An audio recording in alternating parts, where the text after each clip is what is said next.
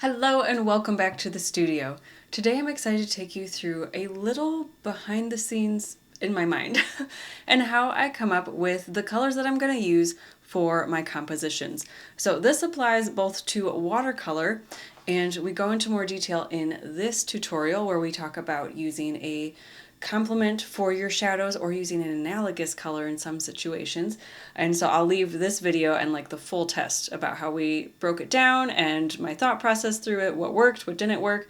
I'll leave that link down below. But with the interest in that video, I thought it might be fun to give you a little bit more of a glimpse into how I choose my colors and how, if I'm working with a limited color palette, such as this one, with only 12 colors, how I decide what pieces I can even create using that limited palette. Especially in this instance where we're using oil pastels, with the white, I'm really limited with how light or how pastel things can, for lack of a better term, lightened colors. I'm limited on how light I can go. So my normal go-to of pale pinks and lemony yellows is really limited because I can't use all of that white for a single painting or for a single area. I really need to start thinking a little bit moodier and just a little bit more strategic in general. So knowing that, how do I then decide what projects I can take on and then what colors to use when creating this? To demonstrate, I have the behind the scenes.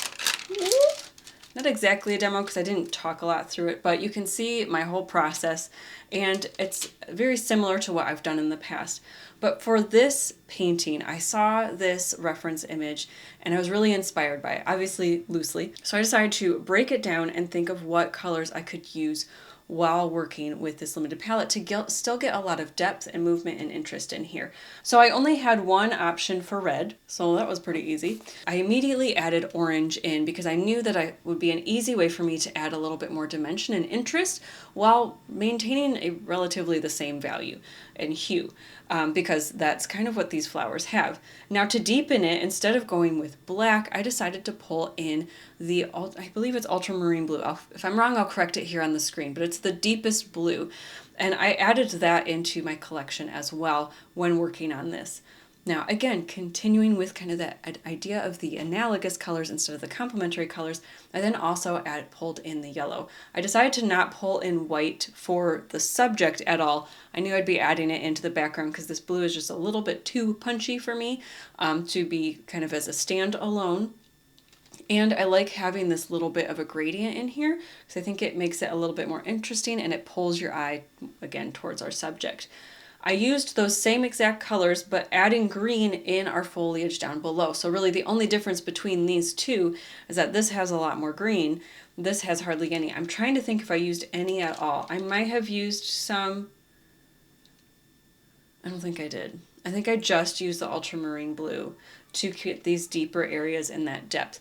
Now what I like about using the ultramarine blue, I didn't have a purple to pull from, but obviously red and blue mix purple, so that was easy.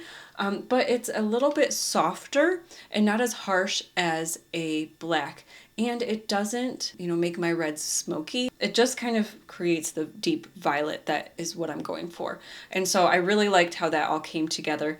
Oh, I do think I pulled in some yellow ochre, which is no surprise to you if you've been kind of following along with this limited palette experiment that I've been on.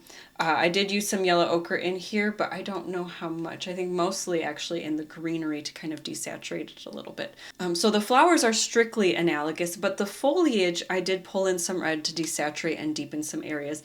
I didn't find that it was super necessary, but this green is very bright, so it did help to kind of have something to kind of knock it back.